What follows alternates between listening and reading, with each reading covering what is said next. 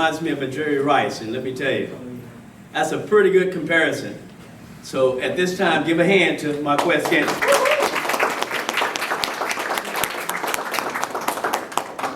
What's up, everybody? How y'all doing today? Good.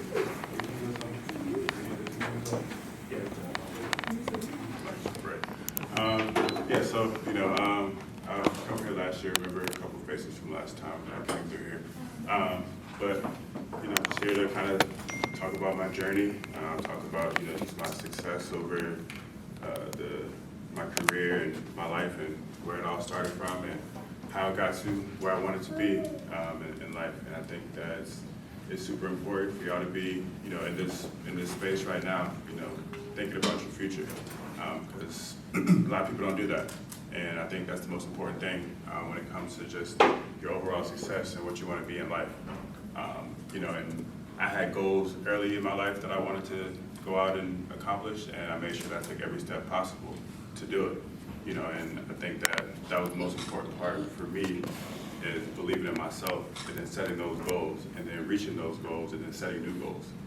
I was always goal-oriented. I was always self-motivated.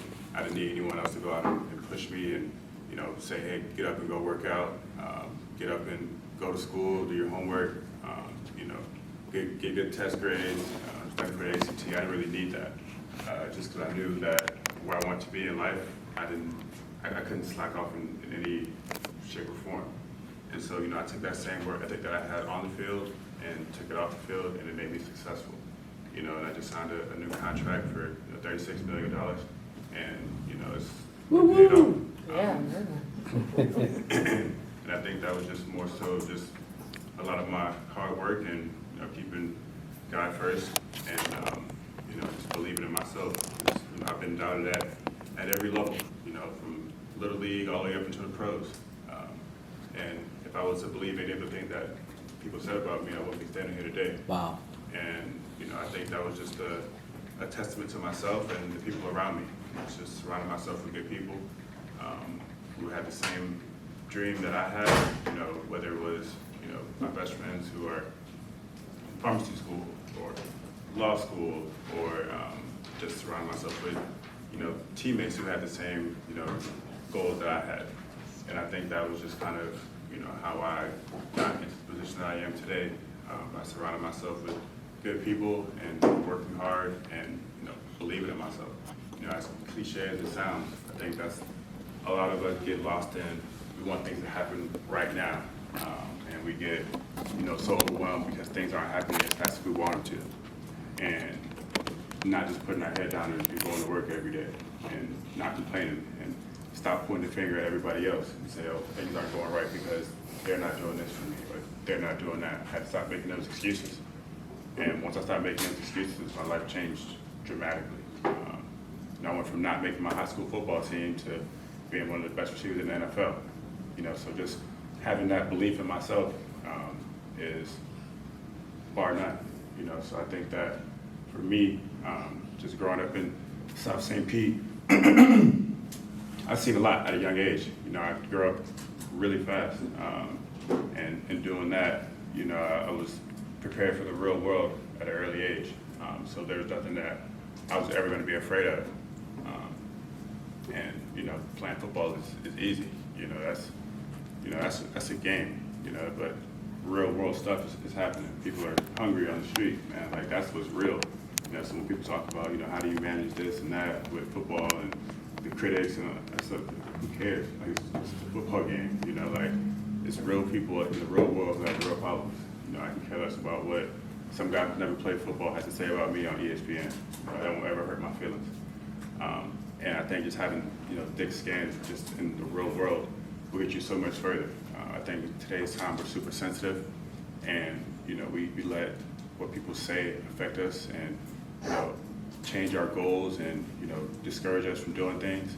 And that can't be the case, because if you want to be successful in life, you gotta have tough skin. Because everybody's gonna say something, and no man can ever judge me. So I can care less about what the next man has to say. I listen to it, I hear it, and I respect what a man has to say, but it won't ever affect what I'm doing or what I want to do. you know, because I could take criticism. I'm okay to hear that I wasn't playing good enough, or I didn't work hard enough, or anything of that nature.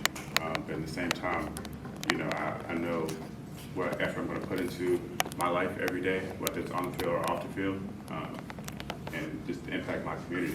You know, like I said, I could be anywhere right now, you know, but I'd rather be here talking to y'all and try to help y'all get y'all goals. Because I know when I was this age, there wasn't too many people that would come by and talk to me about my goals. Wow. And I think that, you know, if a few more people would have come by and talked to other people around me, I would have more people up here with me to talk about it. And that's all right, you know, but I want to make sure that I can provide as much knowledge and information as possible to anybody that ever needs a question answered. Speaking of goals and everything, could you sort of like tell the group a little bit about some of your businesses that you're doing on the side, and how important was it your parents to your success? Yes, my parents were a huge asset to my success. You know, I wouldn't be, you know, here today without either one of my parents. You know, they came to every football game, make sure that I stayed on track with my grades, you know, and they're still helping me now to this day. You know, I'm into real estate with both my parents. They're helping me with my new business that I have in St. Pete, where we create T-shirts. I have an esports team that I do, and some other investments, some stocks and stuff.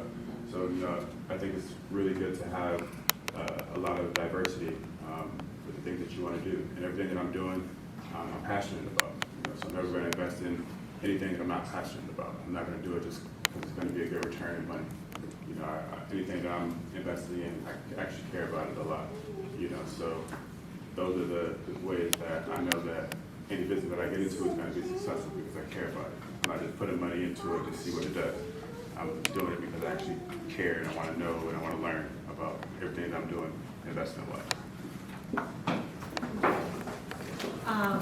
Just to kind of piggyback off of your statement when you said you didn't make your high school football team, what was some of the, I guess, the emotions behind that caused you to keep going? Because most people would just quit after high school, you know? Yeah, and I was ready to quit. You know, my 9th grade year, I didn't make the football team. I got home, told my dad I didn't make it, and said I didn't want to play anymore. I was ready to give it up, and wanted to just stick to baseball. I was a much better baseball player than I was a football player. Wow. And I said, hey, I didn't want to do it. And he kind of just said, you know, take that same anger. And I'm standing in the hallway crying about it, you know, and he said, take that same anger that you have and, you know, use it as motivation. And that was the kind of the turning point where I learned how to be self-motivated with that conversation right there. You know, and he can tell you itself that actually happened, didn't make the team, crying in the hallway. And, you know, I was ready to give it up. And once I was told, you know, take that and use it as a driving force, it became like second nature for me.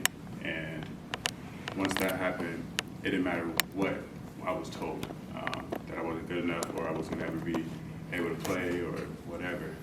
I knew I was going to be successful once I learned how to be self-motivated. And then once I became self-motivated, you know, I became a problem with just everybody. You know, just I'm gonna work out harder than everybody. I'm gonna learn as much as I can from every coach. I'm gonna ask every question that I can. And you know, it got to a point where my coaches were annoyed with me because I'm asking so many questions or asking to work out. You know, and even if they didn't want to work out, I'll figure out a way. You know, I'd go get socks out of my drawer and make cones in the front yard. You know, so however I can get it, I made it happen. And that was kind of my turning point, and you know, it all worked out for me. Even before you came here, you're coming from St. Pete, share with them, I think you even worked out today, how important it is for you to be mentally and physically together, because pretty soon, it's going to be showtime, right? Yeah. I mean, so talk about that. The physical portion of it, you know, it's a violent game, and you got to be, you know, physically in shape to play this game. But you know, it's more of a mental game because it's a long football season. It's, you know, we got 17 football games. You got 3 preseason games, so that's 20 weeks right there by itself. Then you got 4 weeks of training camp, so you got 24 weeks, you know, out of a year. that you're, playing football, and then you get to the playoffs, it's another 3 or 4 weeks. So you're looking at, anywhere between 24 and, 30 weeks of a game of football where you got 200-pound, 300-pound men trying to kill you. So, that's a lot of adversity you have to overcome, even just mentally. Just waking up and you got to go shovel your driveway, and then go outside and play in 10-degree weather with no sleeves on. So it becomes a mental game, and you have to be able to be mentally strong. There's times in my career, especially early on when I was in Green Bay, where it was freezing cold. I'm from here, so having to come from here and go to the coldest place and stand outside and no sleeves on, no heater and no jacket, and trying to figure it out, it gets to you. And you got to be able to overcome that adversity. And I think just being mentally strong and just tapping into deeper parts of your mental to get you through the tough times is what's going to make you successful. Real quickly, I'm going to ask one more question, and then we need to open it up for all of you all, because he came for you all, not for me. My last question before all of them: what has it been like, that transition? You were with Green Bay, having maybe perhaps a few plays. Awesome, of course. I would call your mom whenever you score a touchdown and all of that. But now you're going to be the man with the Chiefs. What kind of decisions, that whole process of transitioning, now you're going to be that guy? It wasn't really a transition for me, just because I always felt that I was that guy. Nice. So you can't pretend, you can't just turn it on and off. You got to be that guy all the time. Wow. Wow, so I think that was, it's not going to be really a transition. I had the same mentality that I had in Green Bay when I wasn't quote unquote the guy, and want the ball every play. Got it. So you can't just be the guy when you want to be the guy. You got to be the guy every day. I felt like I was the guy when I didn't make the football team in ninth grade. So that's not something you just can turn on and off. You got it or you don't, and you got to have mentality 24/7, 365. And I think having that mentality, you'll be successful. So there's no transition at all, because I was that guy. Good answer. That's brilliant, right? So Walter's not here, and then I want all of you all. Walter wanted to ask you, he had to leave. What does success mean to you? I wanted to make sure I asked that, because he's going to ask me if I asked you that question. Walter wanted to know, what is success to you? Success to me is being a better version of yourself than you were the day before. Wow. And, success isn't defined by the amount of money that you make, or the accomplishments that you have. Those are great, milestones to reach. But to be successful, is that I'm pushing toward the goals that I want to reach, day in and day out, and I'm being better than I was the day before. And, if you're doing that, then you're succeeding. And the only way you fail is if you stop trying. So, I think that's the real testament of success. And it's not a monetary thing or an accomplishment thing. All right, we got about 3.5 minutes here. Anybody else want to ask Mr. Scantling some questions, please? Did you have a role model or mentor? Yeah, I mean, obviously my parents, but my dad was always, Wow. my role model. I never really understood the concept of looking outside of people who are in your circle to be your role model, because you don't know that person. I know my dad. I know what he does on a daily basis. I know how hard he works and how much he provided for my family growing up. So just I would never say, oh, yeah, I had a role model and he was Randy Moss or Larry Fitzgerald. Those are great guys to look up to, for the football aspect of it. But when it comes to everyday life, it's the people who I see success in every day, and that's just being a better person than they were the day before. Where would you see yourself in 10 years from now? See myself 10 years from now, probably done playing football, running a couple of businesses and kind of letting them run themselves, and just staying active in things that I, have passion about. So don't really have a 10-year goal planned from here, because I'm kind of setting that up right now with the businesses that I'm running. So once those kind of continue to grow, then in 10 years I won't have to do anything. So. What would some advice would you give someone who's trying to go down the football career? I mean, it's not even just the football career, but just in any aspect, you know. Never let anyone limit you on what you can do or can't do. You know, just never let anyone tell you that you aren't good enough to do something if they said you can. You know, you may not be good enough right then and there, and that's okay. And being able to say, all right, well, I got time is probably the worst statement you can ever tell someone. You know, you got time to get better. No, you don't, because time is going to continue to go. So you got to get better right now. You got to figure out how to continue to grow, you know, every single day, and not wait on it, because time doesn't wait. You know, so you know, I hate that. You know, you got time to learn it. You got time to do that. Like, yeah, time's going to continue to go. So yeah, you have time, but why waste it? I guess I was gonna ask, obviously like from USF, go Bulls, but not being like, USF was definitely a lot better than they are now, but not being like an Alabama, like a big school, how big of an adjustment is, I mean, it's the NFL, it's obviously gonna be different than college, but how difficult is it to adjust with the fame, the Packers, you know, these dynasty organizations, how difficult is that? Not at all. Like I said, when you think you're the best player in the world, then you don't have to worry about, you know, the adjustments. And I legitimately have that mentality. You know, numbers may not say it, or you know, stats may not say it, but you know, mentally, you know, if I have that same mindset, there's no adjustment. You know, and I feel like, you know, I'm one of the best players in the world. So why not? Why would it be, you know, hard to go into any building and not feel the same way? So I can go play at any organization. I can go play at, you know, a D3 school, or go play at Alabama and still have the same mindset. You know, so I think that was just it was, you know, and I was, my first school I was at, you know, an ACC school. I was there for 2 years and walked in that building and played right away. So there was no real adjustment there. You know, it was just, I feel like I'm the best, so I'm gonna be the best. I'm gonna work like it every day. You said take that self-anger and turn it into motivation. I was wondering, did you take the motivation to the gym, or did you take the motivation to like the football games, or both? To life.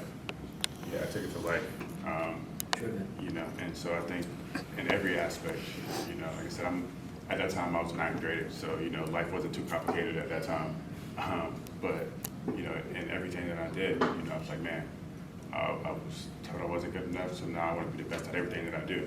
So it made me, you know, ultra competitive, and now I want to win at every single thing. You know, if you want to race to the door right now, we can race. Like, and that was just my mindset. Like, I just became super competitive, and I never wanted to lose at anything. And if you beat me, you know, let's do it again. You got to beat me twice. Like, Do it again, let's go. and so, you know, and once that happened, you know, that just, you know, just changed my whole mindset. And, you know, just being a competitor in everything that I do, I hate losing. You know, if you want to arm wrestle right now, we can arm wrestle. You know, like I just want to compete. And, you know, so just having that self-motivation, that self-drive, and wanting to be the best version of myself, it made it easy to always want to compete. I just got a text, your mom and dad said they're very proud of you. I'll tell them thank you for that.